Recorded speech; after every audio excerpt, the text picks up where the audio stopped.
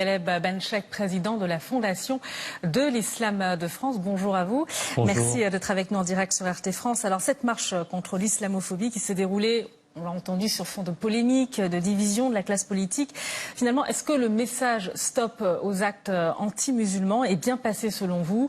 Est-ce que vous ne regrettez pas aussi le tapage médiatique autour de la participation de certains politiques?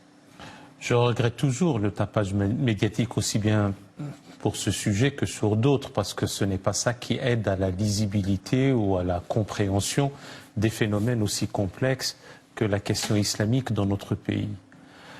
En réalité, il y a des actes effectivement anti-musulmans qu'il faut savoir nommer, et l'ambiguïté est autour d'un mot, c'est le mot islamophobie. Les linguistes parlent de mots pièges, mots poison, mots sac, mots valise. Ici, nous avons un mot piège, et qui est, ou même un mot poison avec l'islamophobie. Si ça renvoie à la peur de l'islam, il pourrait être fondé d'avoir peur de cette religion s'il n'y a que des attentats qui sont commis en son nom. S'il s'agit de ne pas critiquer la religion islamique, on doit la critiquer parce que toute doctrine, toute philosophie, toute théologie ne peut s'affirmer que dans la clarté, dans le débat d'idées. Et si elle esquive le choc des idées, si elle élude les questions, elle ne peut que se vulnérabiliser. Il ne lui reste plus que l'asphyxie et le fanatisme finalement. Alors de quoi s'agit-il? Il s'agit de plusieurs semaines maintenant que nos compatriotes musulmans subissent la haine, la détestation, l'hostilité, d'une part de certains relayeurs d'opinion, et à un moment donné, il faut savoir dire stop. C'est important de se mobiliser. On a entendu beaucoup de participants, justement, dénoncer une forme de discrimination dont ils sont victimes. Vous parlez de plusieurs semaines, mais ça va bien au-delà, finalement. Oui, et donc il faut que la République, avec l'autorité de la République, puisse appliquer ces lois et que ces lois soient respectées.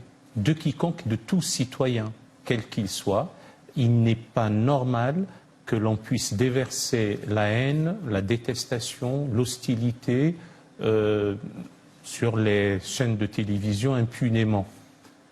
Ce n'est pas une atteinte à la liberté d'expression, mais il y a des choses qui tombent sous le coup de la loi. Dire que le choix est entre l'islam et la France, c'est inacceptable. Vous dites qu'il y a un islam de France qu'il faut défendre.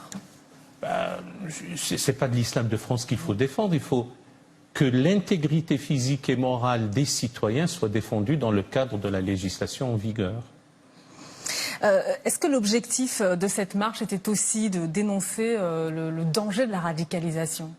Parce que c'est un danger pour les musulmans. Je ne sais pas si les mots d'ordre de cette manifestation étaient aussi de dénoncer les dangers de la radicalisation.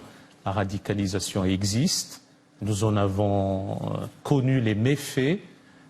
Celle-là, c'est un travail à double titre d'une réaction immédiate des forces de l'ordre et des services de renseignement, mais aussi un travail de longue haleine qui est celui de l'éducation, de l'instruction, de la culture, de la préparation du citoyen français et de la citoyenne, bien entendu, en dehors des méfaits de la radicalisation. Alors, selon un comptage média, il y a eu 13 500 manifestants qui ont participé à cette marche contre l'islamophobie. Sur la polémique en elle-même, puisque ces participants répondaient à l'appel notamment du collectif contre l'islamophobie, qui est en partie à l'origine de cette marche. Un collectif qui est accusé quand même, soupçonné de lien avec les frères musulmans, cette confrérie, on sait, égyptienne qui prône l'islam politique. Que pensez-vous de ces soupçons, de ces accusations ? Les frères musulmans idéologisent la religion islamique. On ne peut pas considérer le Coran comme la constitution de l'État moderne, et ce dévoiement de la spiritualité islamique en politique est néfaste à la fois pour les musulmans et aussi pour les fondements de la République.